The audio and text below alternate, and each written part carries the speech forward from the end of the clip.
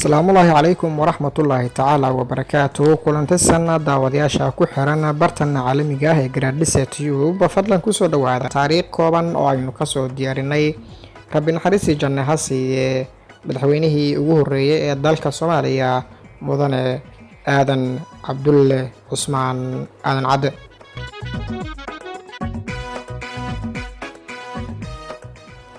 haddaba walaalaha haddii channelkan ay tahay markaadii kugu horeysay fadlan subscribe saar muuqaalkana xaqiisa si oo share like commentiga inuu raaci.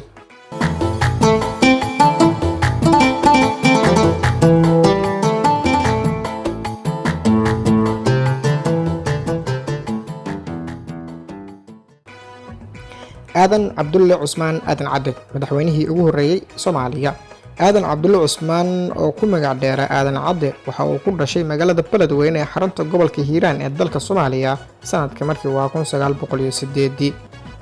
wuxuu waxbarashadiisii dugsiga Quraanka dugsiga hoose dhexe ku qaatay magaalada Muqdisho wuxuuna sameeyay dhaqdhaqaaq ganacsi intii uusan ku biirin ka hor xisbigii SYL bishii Febraayo 1944.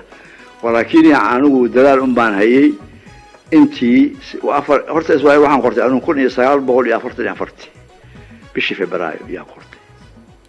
sanadkii 1946 waxa uu ka mid noqday xubnihii maamulka ee xisbigaas SYL waxaana loo doortay inuu noqdo xogayaha xisbiga ee degmada Beledweyne.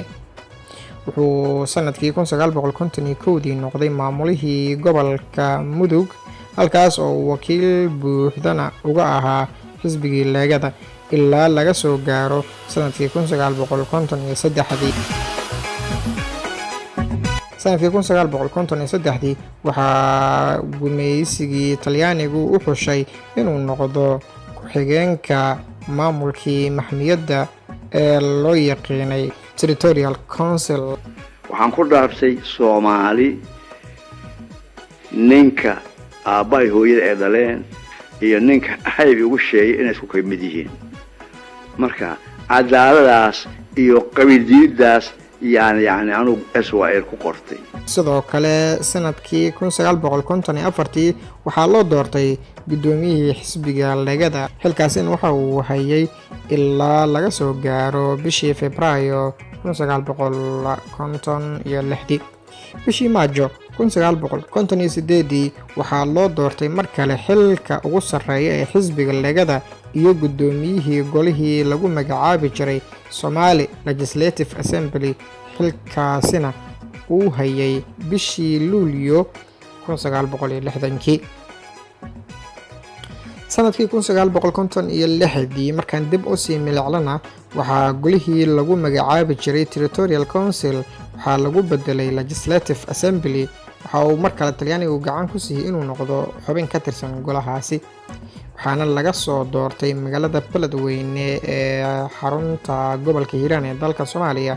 doorashooyinkii ka dhacay doorashadaasi kadibna waxaa loo doortay inuu noqdo gudoomiyihii Somali Legislative Assembly. waxaan qoray anu Beledweyne inaan qortaan uga soo tagay oo xamar ka qorto.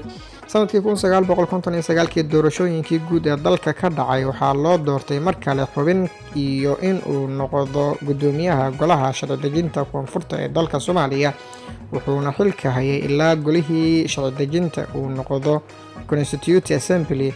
taasna waxa ay u saamaxday inuu noqdo madaxweynihii ugu horeeyay ee soo mara dalka Jamhuuriyadda Soomaaliya kadib markii ay midoobeen labadii gobol ee waqooyi iyo koonfur ee Jamhuuriyadda Soomaaliya 1 Luulyo sanadkii 1960. marka hadee anigu waa shaqeeyay intii sababtida waa shaqeeyay Ilaahay waa iga sareeyay laakiin wax eemo gooni aan lahayn oo aan ahayn Soomaali inay isku mid noqoto ku dadaal oo contribuire waxaan ma jirin. golihii baarlamaanka ee ugu horeeyay ee Soomaali yeelato 1 Luulyo 1960 uuna gudoomiye ka ahaa mudane Xaaji Bashiir Ismaaciil Yuusuf ayaa ku dhawaaqay midnimada labadii gobol ee waqooyi iyo koonfurta iyo dhalashada Jamhuuriyadda Soomaaliya una doortay mudane Aadan Cabdulle Cusmaan Aadan Cadde inuu noqdo muddo 1 sano ah madaxweynaha ku meel gaarka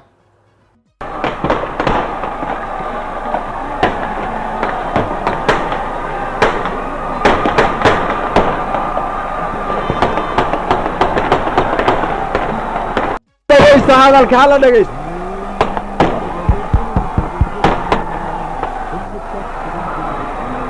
soomaaliya adigoo wakhtiga kan la marayo oo dhalanaysa waxaad leedahay weji waxaad leedahay magac ilaahay ha ku magan geliyo cimri dheerna ha ku siiyo sanad kadibna waxaa loo doortay inuu noqdo madaxweyne muddo 6 sannadood ah wuxuuna dalka madaxweyne ka ahaa muddo 7 sannadood. ما اسمعنا لهن محاجرة حقيقة تضوي صنعون برسنتها كأها madaxweyne aadan cabdulle cusmaan aadan cadde wuxuu ku hadli jiray afafka talyaaniga ingiriiska iyo carabiga doorashooyinkii dalka ka dhacay sanadkii 1967 waxaa looga adkaaday doorashooyinkaas wuxuuna xilkii madaxtinimo ku wareejiyay madaxweynihii ka dambeeyay ee cabdirashiid cali sharmaake. aadan cadde waa ninka keliya ee Soomaaliya iyo Afrikada Madowba ugu horeeyay ee si sharaf ah xilka ku wareejiya kuna mutaystay in adduunka laga xushmeeyo.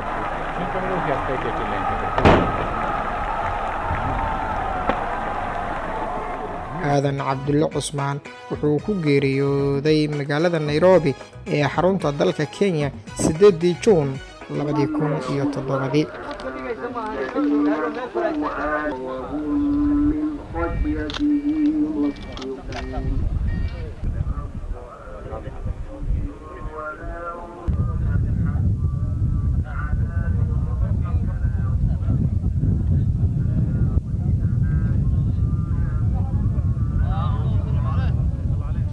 وهجاج داوديال waxaa intaasi ku soo koobaya taariikhdii koobneed ee madaxweynihii jamhuuriyadda Soomaaliya ugu horeeyay waana madaxweyne aadan cabdulle cusmaan aadan cadde rabbi naxariistii jannaha ka waraabiye tan iyo xubin caynkani ah inta aynu ku kulmi doono waxaan idinkaga tagayaa familka Gradisa Tube sidaas iyo Soomaaliya amaana Allah adigoo daqiiqadan dhalanaysa waxaad leedahay weji waxaad leedahay magac ilaahay ha ku nabadgeliyo ilaahay ha ku magan geliyo cimri dheerna ilaahay ha ku siiyo waddaniyinta Soomaali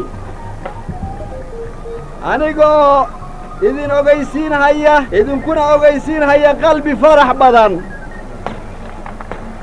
ka buuxa dhalashada jamhuuriyadda Soomaali iga aqbala inaan wada jir isku faanino kulligeen kala sooc annaga oon lahayn oo dagaalka aynu soo wada gallay xorriyada maanta noo dhalatay